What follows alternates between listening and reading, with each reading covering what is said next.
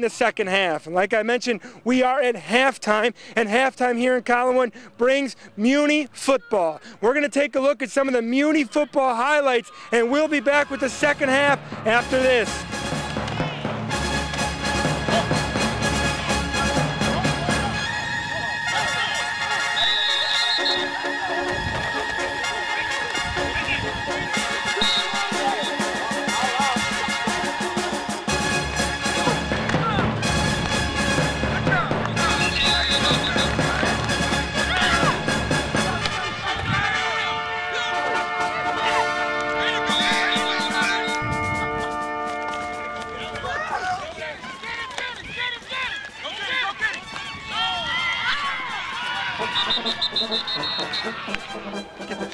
There you go, there you go, there you go. Come on, Jay!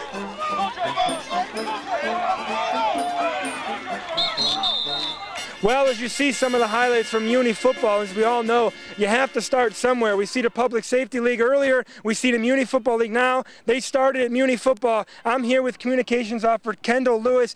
Kendall, talk a little bit about the history of Muni football and why it's so important. Well, it's very important because it provides young men with an opportunity to get a diversion from the everyday things of life, and for them to have an opportunity to see that there's a better opportunity for them through education, through athletics. So it's an important part of youth. I was a Muni football player myself, and it was something great to look forward to. Obviously, you have to keep your grades up.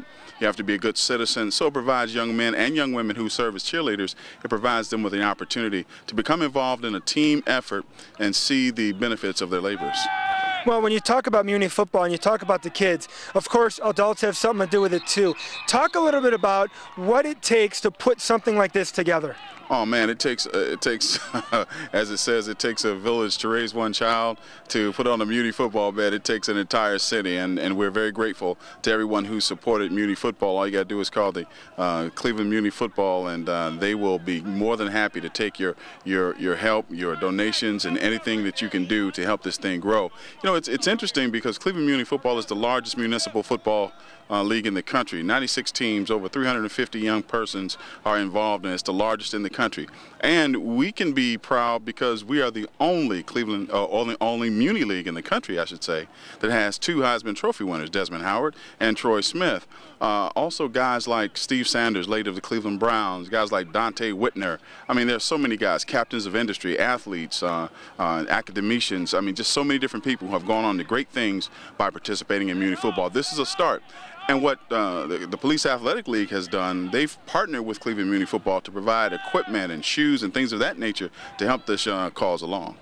How important is it for adults like the Cleveland Public Safety League and some others to really show these kids that, you know what, we're here to help you. Right. We're here to help you, so now you need to help yourselves and continue. Well, I think the first thing is there's always, I guess, a misunderstanding between law enforcement, the safety officers, EMS, fire, and all of those people. Because sometimes if you are a kid and, you're prone to do dumb things from time to time, you think that these people aren't your friends. But they absolutely are your friends, and they want you to do the right things. They want you to be happy. They want to root for you. They want to know, well, I knew little Jimmy back when. So those are the things that they want to do. So bottom line is it helps to bridge the communications gap between the public officers or the safety officers and the young people who are involved in our communities. Kendall, thank you very much. I mean, you've heard Kendall and what he talked about, how important for the Muni League. So make sure you guys watching, get out there, get your kids involved, help as much as you can. So we looked at some highlights of the first half of Muni football. So what's left? The second half of the Cleveland Public Safety Patriot Bowl. The Cleveland Warriors up 6-0.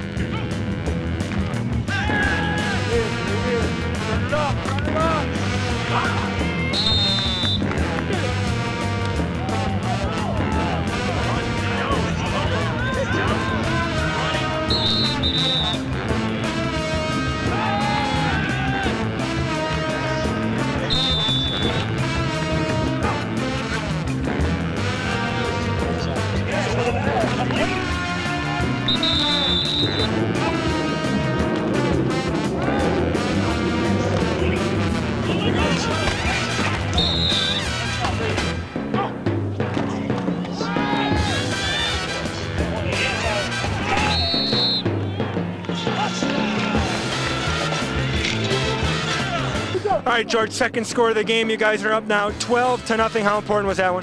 Very big, very big. Makes it a two-possession game. Yeah. How's it hitting out there, George? It's tough. Guys are tough. Yeah. Good hitting, good stuff, yeah. Well, so far so good. 12-0 Warriors.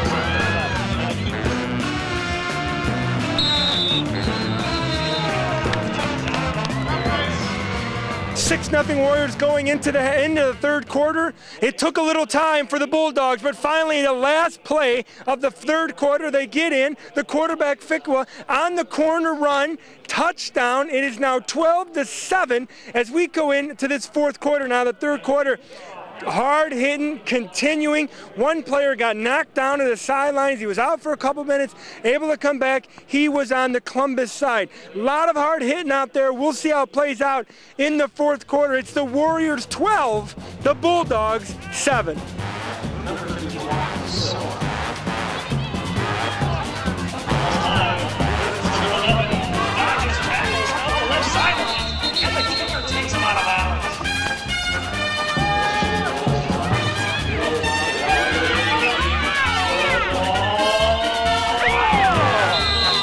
With the momentum on the Bulldog side, it was very important that they come out and play defense, and that they did. The Warriors had a 3-and-out, a drop pass, not a good run, and then a wide-open receiver overthrown. A fake punt didn't work. Gives the Warriors the ball inside the 50-yard line, only down by 5 with less than 10 minutes to go, and down 12-7 to the Warriors.